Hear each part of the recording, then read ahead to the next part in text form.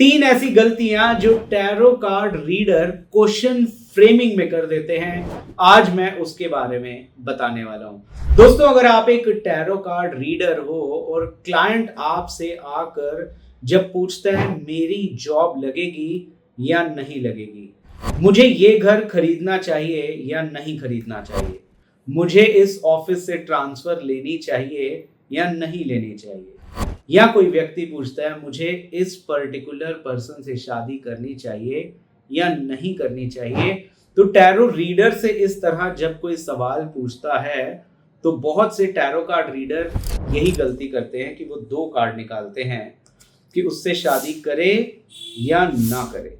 अब ऐसे केस में शादी करने में आ गया चैरियट और शादी ना करने में आ गया टेम्परेंस, तो वो कंफ्यूज्ड हो जाते हैं कि अब क्या जवाब दूं। आपने यही पूछा कि क्या मुझे ये घर खरीदना चाहिए या घर नहीं खरीदना चाहिए। अगेन दोनों पॉजिटिव कार्ड आ गए तो आप हो गए कंफ्यूज्ड कि यहाँ क्या जवाब दिया जाए। तो दोस्तों, यहाँ क्वेश्चन फ्रेमिंग में गड़बड़ है। क्वेश्चन फ्रेमिंग, क्लाइंट ने आके तो रॉ फॉर्म में पूछा है आपसे सवाल, जब आप कार्ड निकालने लगे हैं तो आपको अपने क्वेश्चन को रीफ्रेम कैसे करना है बहुत ध्यान से समझिए। तो आपको पूछना है क्या ये पर्टिकुलर घर इस व्यक्ति को खरीदना चाहिए। तो अब कार्ड आ गया पॉजिटिव, तो आप उसे कहेंगे हाँ जी, आपको ये घर खरीदना चाहिए, आपके लिए काफी बेनिफिशियल रहेगा।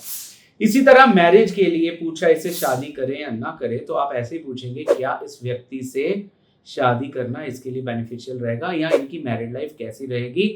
तो मैजिशियन का कार्ड आया, तो यानी इस पर्सन से शादी कर लेनी चाहिए और मैरिड लाइफ बहुत अच्छी रहेगी। इसी तरह से आपने पूछा कि क्या इस पर्टिकुलर पर्सन को इस बिजनेस में इन्वेस्ट करना चाहिए या इस पर्सन के साथ पार्टनरशिप कैसी रहेगी।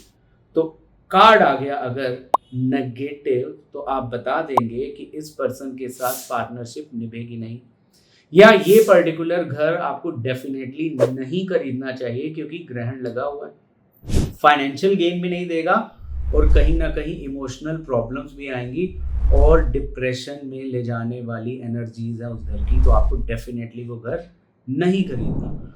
तो क्वेश्चन फ्रेमिंग पहली मैंने आपको बता दी कि जब भी कोई कहता है ये मैं काम करूं या ना करूं, तो आपको एक सिंगल कार्ड निकालना होता है, क्या इस पर्टिकुलर पर्सन को ये कार्य करना चाहिए, और वो पॉजिटिव कार्ड आए तो जवाब हाँ में होगा, नेगेटिव कार्ड आए तो ना में होगा। दूसरा सवाल जिसमें बहुत से टैरो कार्ड रीडर फंस जाते हैं, अब कोई क्लाइंट आता है और आकर पूछता है कि मेरे हस्बैंड का या मेरी वाइफ का कोई एक्स्ट्रा मैरिटल अफेयर तो नहीं है, और टैरो रीडर कार्ड निकालता है और लवर्स का कार्ड आ जाता है और वो बोलता है हाँ अफेयर है, बल्कि लवर्स का कार्ड ये इंडिकेट कर रहा है कि नहीं, आपका जो स्पाउस है वो आपसे खूब प्रेम करता है।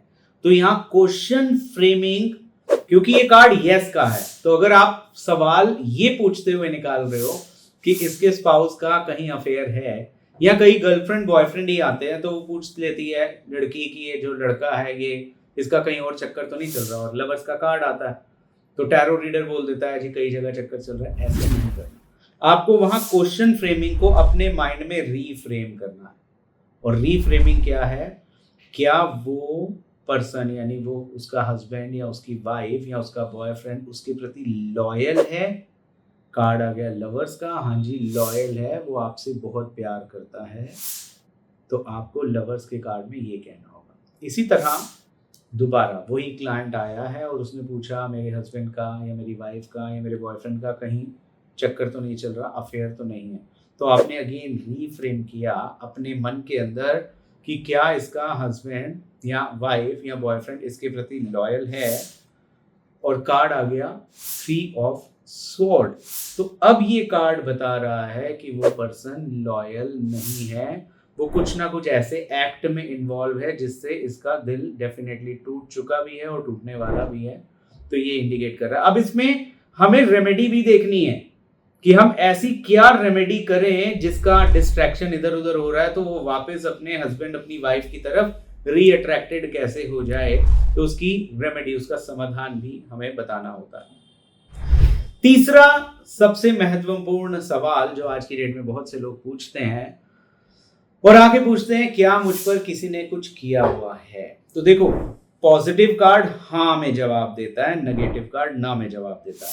तो अगर किसी ने पूछा कि क्या मुझ पे ब्लैक मैजिक है और एम्प्रेस का कार्ड आया, तो एक्चुअली तो एम्प्रेस हाँ को इंडिकेट करती है ना, यस को।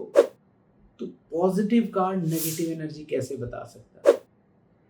इसका मतलब क्वेश्चन फ्रेमिंग गलत थी। हमें यहाँ क्वेश्चन को रीफ्रेम करने की जरूरत है।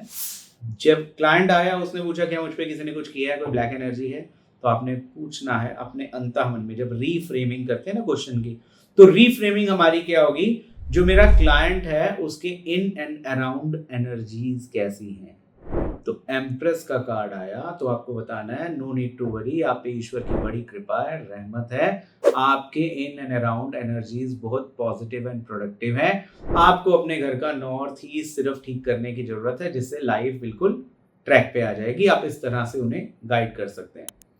इसी तरह से किसी ने पूछा अगेन, क्या मुझ पे कोई ब्लैक मैजिक है, नेगेटिव एनर्जी का इम्पैक्ट है, तो आपने यही पूछा इस पर्सन के इन एंड अराउंड एनर्जीज कैसी हैं। अब डेविल का कार्ड आ गया, तो अब डेविल के कार्ड में देखेंगे कि ये दोनों पर्सन चेन से बंधे हुए हैं, यानी ये जितने मर्जी एफर्ट लगा ले, एक लेवल से ज्यादा ग्रो कर नहीं पाएगा। रिलेशनशिप में इश्यूज आएंगे ही आएंगे, हेल्थ में दिक्कत आएगी आएगी। क्यों? क्योंकि नेगेटिव एनर्जी के इम्पैक्ट में। अब आपको ये भी बताना आना चाहिए कि वो जो ब्लैक एनर्जी है, ब्लैक मैजिक है, वो कौन क्रिएट कर रहा है, उसके नाम का पहला अल्फाबेट है क्या, इस ब्लैक मैजिक को हटाना कैसे है, दोबारा आपके क्लाइंट पे ब्लैक मैजिक कार्य ना करे तो उसे प्रोटेक्ट कैसे करना है। तो दोस्तों, आज हमने सीखा टैरो में जो क्वेश्चन फ्रेमिंग के टाइम हम एज अ टैरो रीडर गलती कर रहे हैं, उसे ना करें।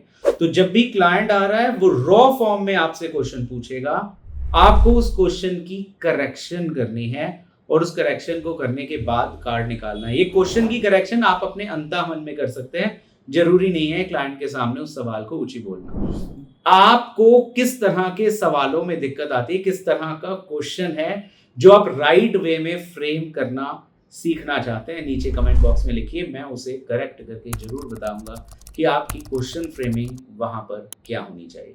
अगर आप भी professional tarot card reader and trainer बनना चाहते हैं, हमारी अपकमिंग वर्कशॉप को अटेंड करना चाहते हैं, तो नीचे दिए गए नंबर्स पे कांटेक्ट करें।